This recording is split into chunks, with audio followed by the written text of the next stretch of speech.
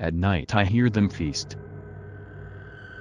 I always hated going to my grandparents'. Every summer I have to go to my grandparents' farm in Kansas while my mom and dad went down to Florida to visit extended family. I hated going. Most obvious reason being I was away from my friends and didn't have access to the internet for 3 months. It wouldn't be so bad if it wasn't for the fact everyone in the close-by town were either obsessive and straight-up hostile religious folk or just generally unpleasant to be around except for one, maybe two people. To top it all off, compared to my home in New York, I would pretty much be melting in the hot country sun. All while my parents got to enjoy a nice holiday by the beaches and maybe even visit Disney World while they were at it. I'd be lying if I said I didn't know why they never took me, though. I'll admit I'm not really the best 15-year-old. I always got myself into trouble a lot back home, getting into fights with other kids, stealing from stores and running away from cops, all that kind of stuff. I guess they just didn't want to bother keeping their eyes on me all the time, so they shipped me off to Kansas so someone else to deal with me. My grandfather, Michael, picked me up from the airport since it'd be about an hour-long drive to the farm itself. He bought the farm after retiring from his mechanic job back in NYC. He taught me how to wire cars, and he even bought me a small motorbike when I was 13. If I'm honest, he was one of the only things I liked about going there. The grass was a dried yellow color by the time we arrived at the main farmhouse. My grandmother, Julie, sitting up in her rocking chair and waving her loving, albeit kind of flabby arms in our direction as we parked just outside the garage. The air was putrid. Even with the car windows closed, the smell of burning overpowered my nose and invaded my lungs. Thick black smoke rose out of a small brick building just beside the main house, the smell only getting worse as I got out of the car and felt the back of my throat contract from the smoke. I didn't want to ask what it was, but I knew it'd be bugging me for the rest of the day. So I turned to Michael as I got my bag from the trunk. "Granddad, what the hell is smelling so bad?" "One of the calves had to be put down," Michael replied, helping me heave one of my bags out of the trunk, his voice crackling in the confines of his dry throat. "Found him out in the field this morning. Looked like he had rabies, so we're burning it. You shouldn't need to worry about it, though." I'll admit, I wasn't an expert on farming, but still, I'm not really sure if that's what needed to be done. I didn't question it though. I took my bag and headed inside the house.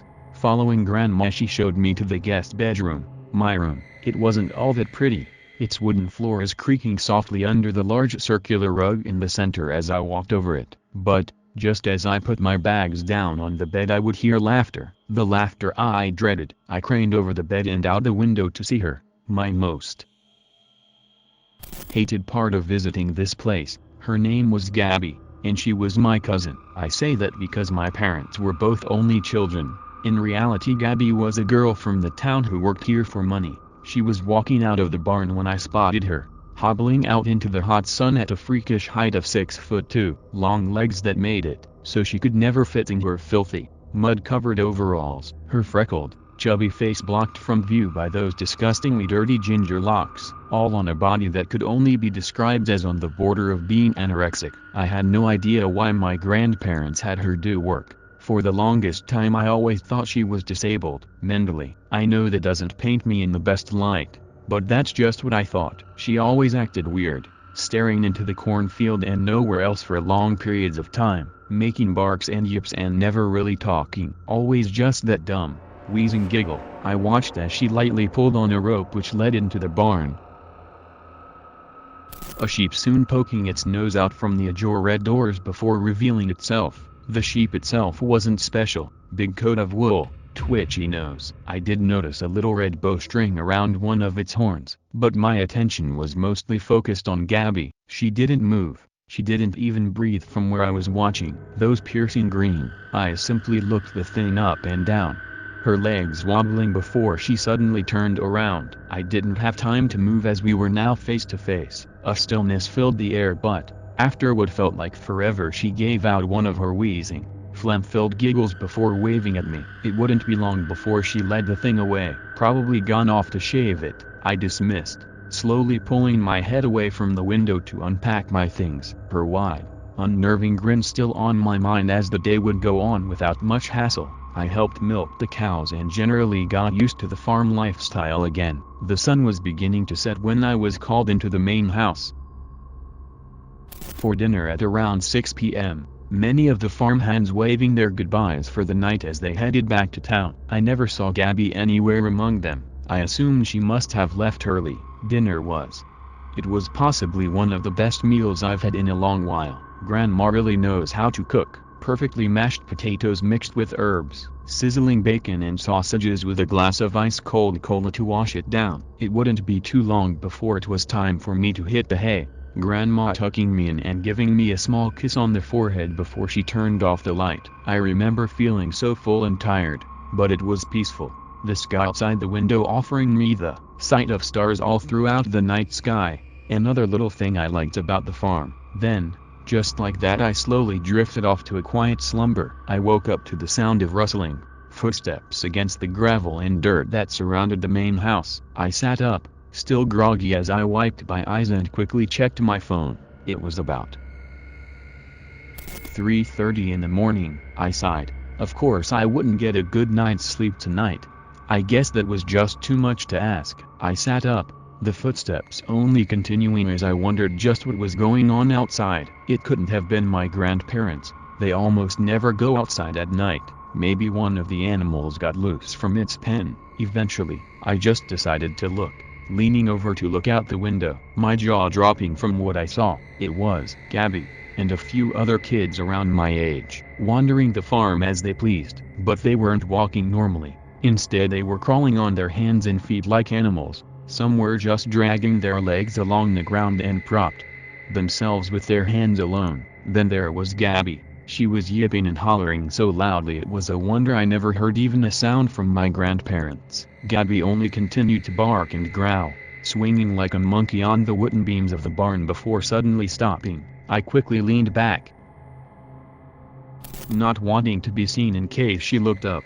My mind was filled with so many questions. What were doing here? Why were they acting like animals? When I felt enough time had passed, I looked out the window yet again. All the kids were heading towards the fence. I don't really know how to describe what happened next. It all happened so fast, and I didn't even watch all of it, but it wasn't long before they came back, all of them yipping, growling, actively licking their teeth and lips. Gabby was in front, sauntering like the leader of some sort of gang, while in her hand was a leash. On the other end, the same sheep that I had seen her lead off somewhere earlier today, that same red ribbon tied around the sheep's neck. I watched, making sure I wasn't seen as best I could as they surrounded the small thing, their yips and barks growing more manic. I'm not sure what started the chase. I think one of the kids stomped on the sheep's leg or something. I don't know, but the sheep began to run, crying out as the kids chased after. It didn't make it that far before several of the little freaks brought it down, the cries being muffled by their giggles and barks, as if they were a pack of fucking hyenas. I couldn't bear to look any longer when one of them suddenly sunk their teeth into the sheep's side. I swung back, laying perfectly still, as I'm sure the bite only set the rest of them off. I just remember laying there, so afraid as the sound of those animal cries echoed in my mind, each second lasting so long as all I heard were the vivid sounds of the dirt and gravel being moved, the ripping of fur and flesh, the crunch of bones snapping and being pulled from their sockets, all while those crazed giggles turned into laughter. But even through all that, and the eventual fading cries of the sheep, that wheezing giggle of Gabby stayed in my mind the longest. I don't know how I fell asleep, but somehow I managed. When I woke up, the first thing I smelled was smoke, and when I looked out, the familiar sight of